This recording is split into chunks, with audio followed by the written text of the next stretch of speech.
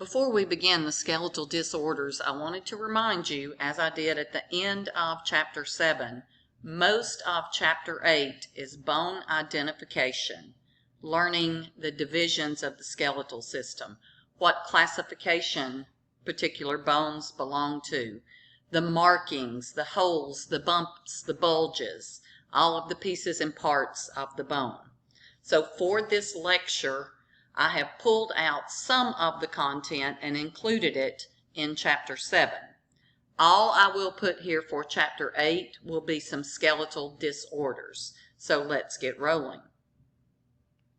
A cleft lip is the incomplete fusion of the upper jaw in the developing embryo. This results in a split upper lip that extends from the mouth to one side of the nostril.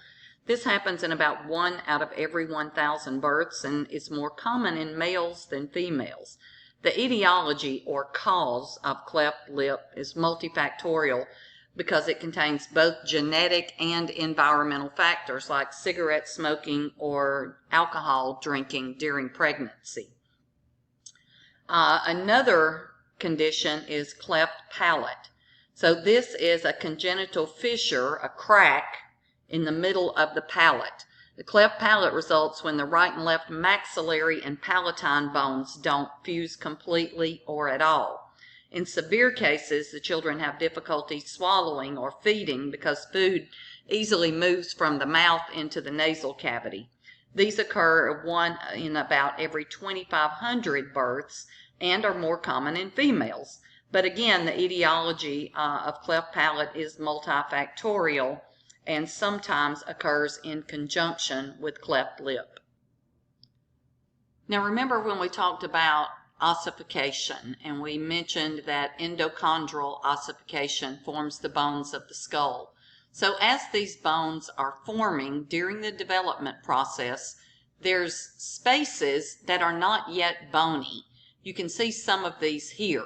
So these are actually little areas where there is no bone yet, and it forms what we call the soft spot in the top of the head.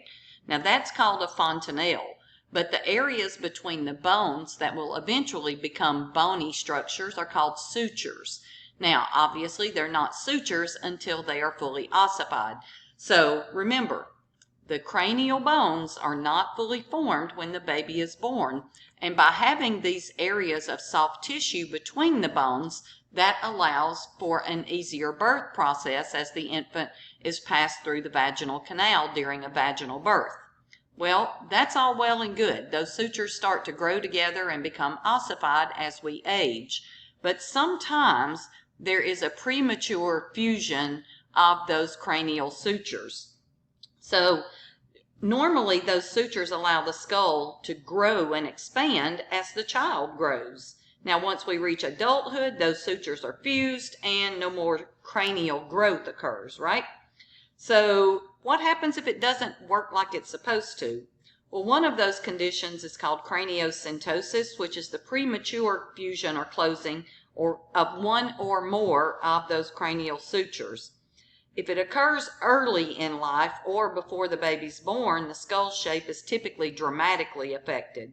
If not surgically treated, a craniosynostotic individual usually grows up with an unusual craniofacial shape. Now, depending on which suture or sutures it is, that gives the name to the condition. For instance, if the coronal, this suture right here, if the coronal suture ossifies too quickly, then we call that a coronal syntosis.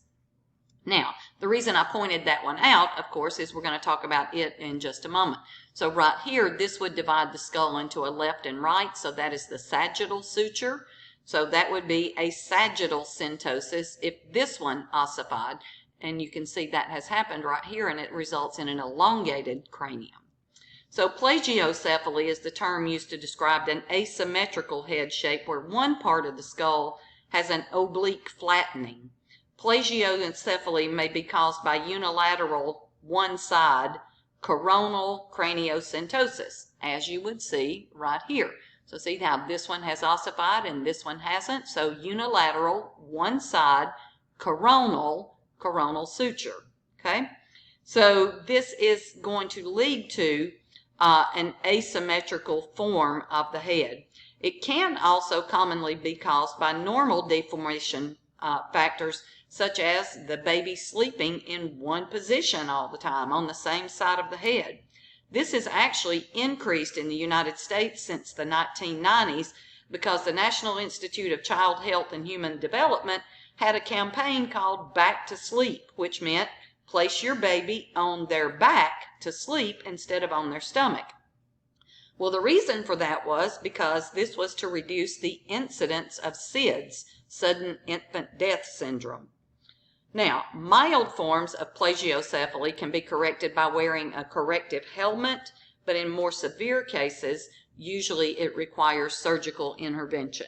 Sexual dimorphism refers to the difference between the two sexes. Now, typically, you can look at a skull and see that female features tend to be more delicate and small, while male features tend to be bulkier and larger and more robust. But this varies from one to another person, but there are some things that are pretty common between male and female. So let's take a look at a few of these. So as I just mentioned, the female skulls tend to be smaller and the features are much more delicate, with the male skull being larger and much bulkier. But this doesn't always hold true because there are certain ethnicities where this just really doesn't compare between one and another. For example, male Asian skeletal remains can be less robust, less big and bulky. Now, we're talking about a male, less robust than those of a female Native American, which would have bulkier, larger processes. Now, we also have a lot of differences between infants and juvenile. Is it male or is it female? Because the males do appear a bit more female-like until after puberty, when those secondary sexual characteristics and the increase in testosterone begins to make a difference in the appearance of the bones. So let's point out a few of these as we look at these images.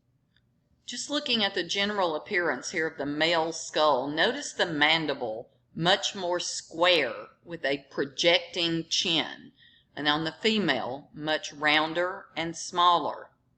The protuberances here, the pokey parts of the frontal bone, much more demure and not as sharp in the female, much more prominent and sharper edged in the male. Here we have the mastoid process just behind the ear, large and bulky in the male, much smaller in the female. A more bulky zygomatic bone, much more feminine and small. Now, there are many more of these that we could point out in the entire body, and you're going to learn about some of these differences when you look at the male versus female pelvis. But I wanted to point some of these skull differences out as well, and that's just a few of them. There are many. Looking at how the skull changes as we age, when we're born, the skull is a somewhat oval shaped, sort of squashy looking if you look at it. Now, because the cranial sutures have not yet fully ossified and the fontanelles, the soft spots, are still present, this skull can still grow, and it does so because the brain growth is about 90 to 95% complete by age 5. So typically after that point, the skull doesn't have to grow as much to be able for the skull or for the brain to occupy that space. Now, as we continue to age, the skull becomes much more rectangular until we reach the age of elderly, and the skull, as we start to lose bone mass, reverts back to more of an oval shape. Now, we had talked a little bit about the sutures and the fontanelles in the infant skull. Here we have a much better view of these. So the fontanelles are the soft spots. We're all familiar with those because we've all been around babies. Now, these are made of dense, regular connective tissue that hold these bones together. Now, there are areas where multiple bones are coming together where there's a larger patch of that connective tissue. That is what we call the fontanelles. Now, all of this will ossify as the infant grows, and it takes approximately 2 years for these fontanelles to fully ossify. So all of this soft tissue where the sutures will form and these fontanelles help to allow the head of the infant to actually squish a little bit as the baby is passing through the birth canal or through the vagina during the vaginal birth process. This is why sometimes vaginal born babies have what we think of as cone heads. Their heads become sort of pointy. Now, they will go back into their normal shape. There's no point in you massaging them and trying to work it back in there. Just leave that baby alone. Nature will take care of itself. Now, some of these very small fontanelles will close very quickly after birth, and that includes this mastoid fontanelle here that you have near where the mastoid process will develop, and here the sphenoid fontanelle.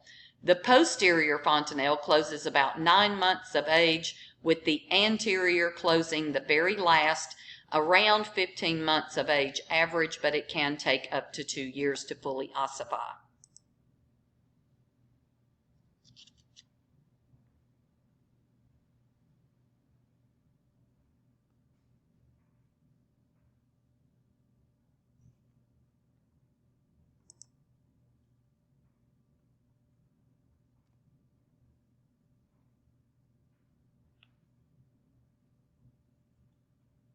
All right, let's take a quick look at some spinal abnormal curvatures, okay?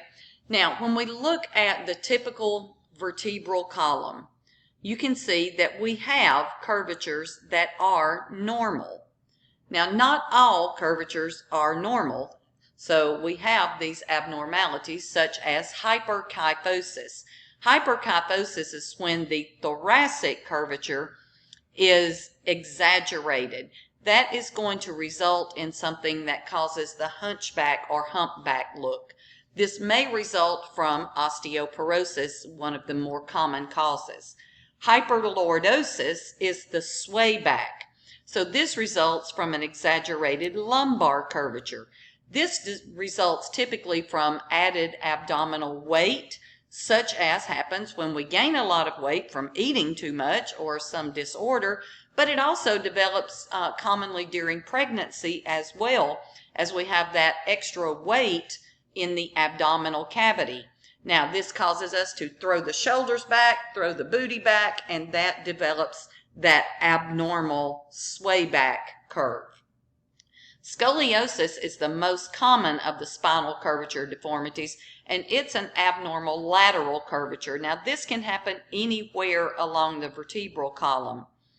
Now, this can be caused by muscle paralysis or spasm, or it can be caused by the vertebrae themselves if part of the vertebrae fail to form.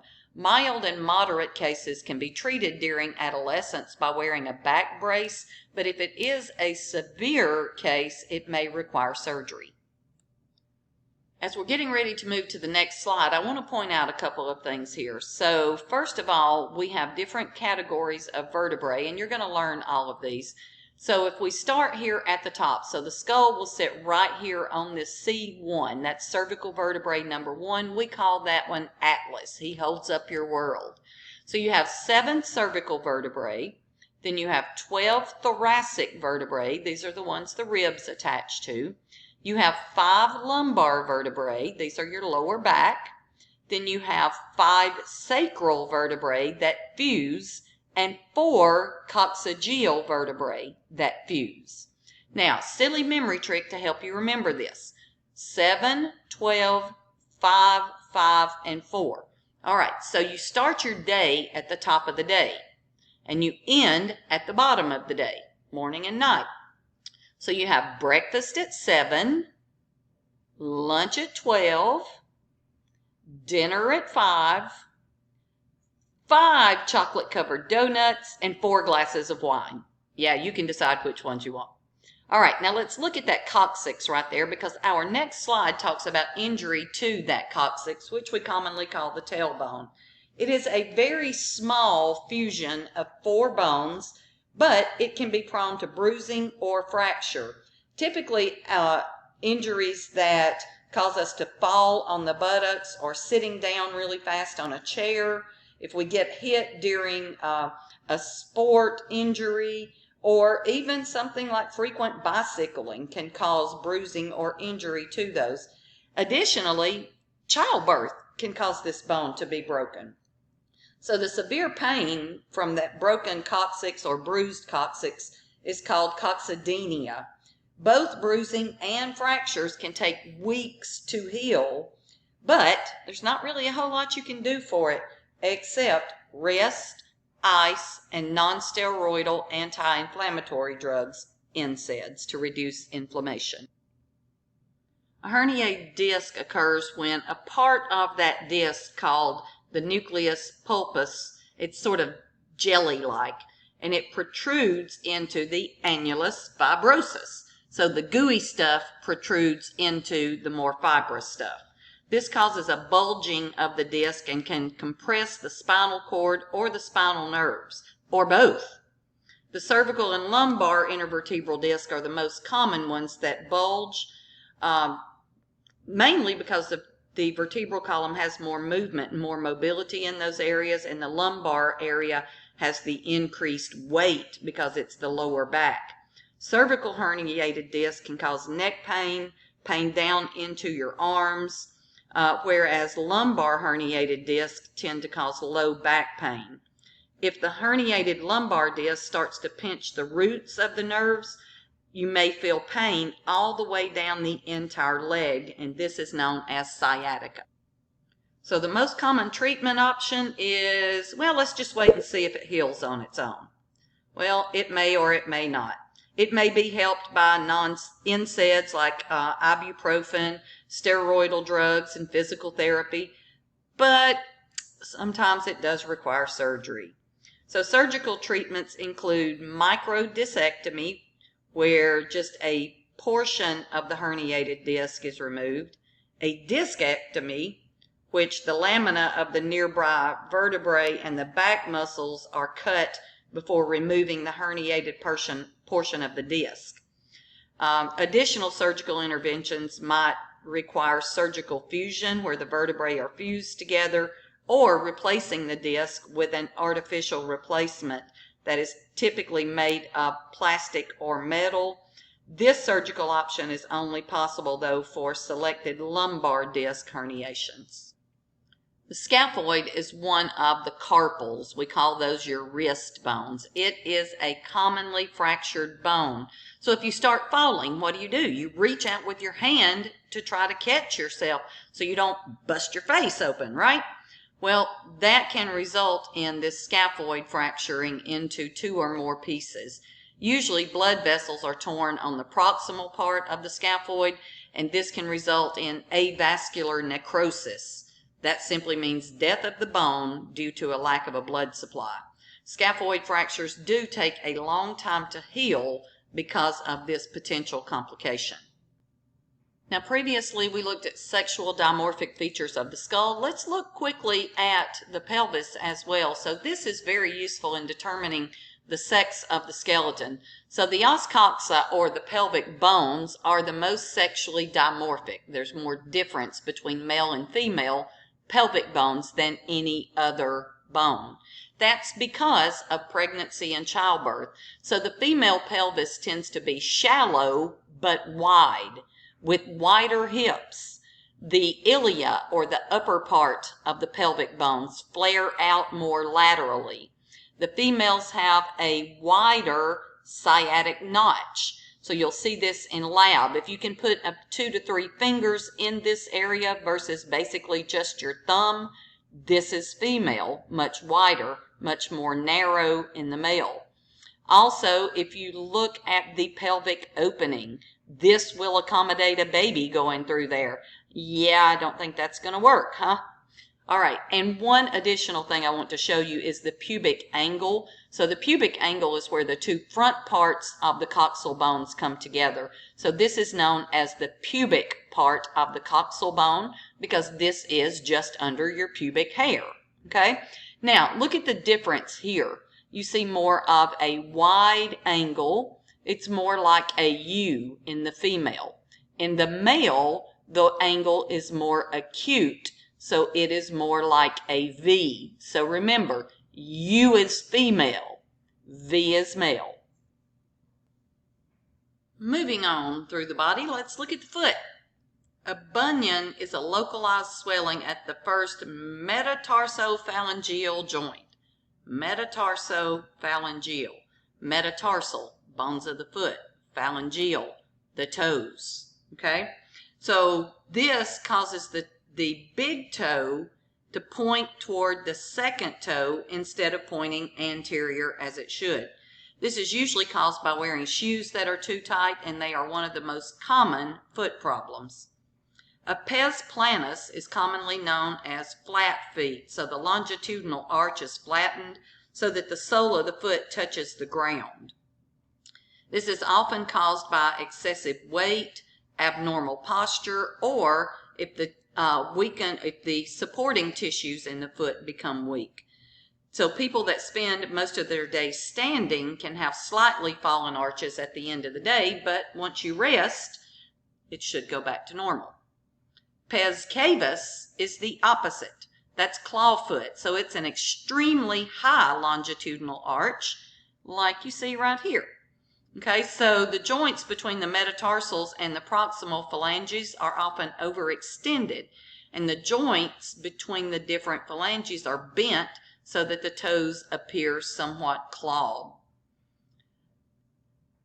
Talipes equinovarus. Boy, that's a big old term there, right? Equino, that means like a horse. Okay, so this is referred to as congenital clubfoot. So it's a deformity that occurs when there's not enough room in the uterus when the baby is developing and growing. So the feet are permanently inverted with the soles of the feet twisted medially, and the ankles are plantar flexed so that the soles of the feet are twisted more posteriorly, sort of like if you were trying to stand on tiptoe. All right, let's finish up our discussion of bone by looking at some limb malformations. These can occur due to genetic or environmental influences. So let's look at some of these with just a brief look and then talk a little bit more toward the end. So polydactyly, dactyly refers to finger, poly is many. So this is a condition of just having extra digits. Tends to run in families, so obviously there's a genetic component to this. Ectrodactyly is when you are missing a digit or a part of a digit. Again, tends to run in families. Syndactyly refers to webbing or abnormal fusion of the digits. So this occurs when the tissue that is between our digits during development doesn't go away. So usually the cells that make up the webbing of the tissue between our fingers undergoes mitosis. But in these cases, it does not, and you may be born with the webbing between your digits. Amelia means without. A means without. Melos is a limb, so amelia is the complete absence of a limb. Phocomelia refers to short or malformed limbs that look sort of like the flipper on a seal. So I want to talk a little bit more about that. So even though all of these conditions can be caused by genetic factors, most often they result because of environmental influences such as medications that a mother may take when she's pregnant. There was a very famous case involving a drug called thalidomide that was first marketed back in the 1950s as a sleeping aid. Help people go to sleep. Yay, great stuff, right? Well, it was found that it also helped with morning sickness, so it was prescribed to pregnant women. In the 50s and early 60s, in Europe and Canada, there were tons of babies born with limb malformations. They were called flipper limbs, as you can see here. Very, very abbreviated limbs, much like the flippers on a seal. Now, it was found that these women that had these babies had taken thalidomide. So thalidomide actually binds to part of the DNA and shuts that part down, sort of locks it. So you can't make what you need to make if the gene is locked up. So most of the genes that were affected by this are the ones that direct blood vessel growth. Well, obviously, if you're trying to create new tissue, you can't do so without a vascular supply delivering the building blocks and the energy and everything that is needed to create new structures. So it was found that if a pregnant woman took thalidomide during weeks 4 to 8 of embryonic development, the limb formation was severely disrupted. That is the time when those limbs are actually in a critical stage of development. So this drug was taken off the market in the 60s, but guess what? It's back. Now, it's back on the market for treatment for myeloma, which is a bone cancer disease. It also helps with AIDS and lupus. It's an effective treatment for leprosy. But now it comes with a lot of warnings and precautions. However, people tend to ignore those, or they take someone else's medication. So there has been a resurgence of thalidomide babies in South America in recent years. So thalidomide is what we call a teratogen. A teratogen, you'll learn about when we do the reproductive system, is anything that can affect embryonic development. And this is a perfect example of why any woman of childbearing age should be sure you are not pregnant or about to try to get pregnant before you take any medication.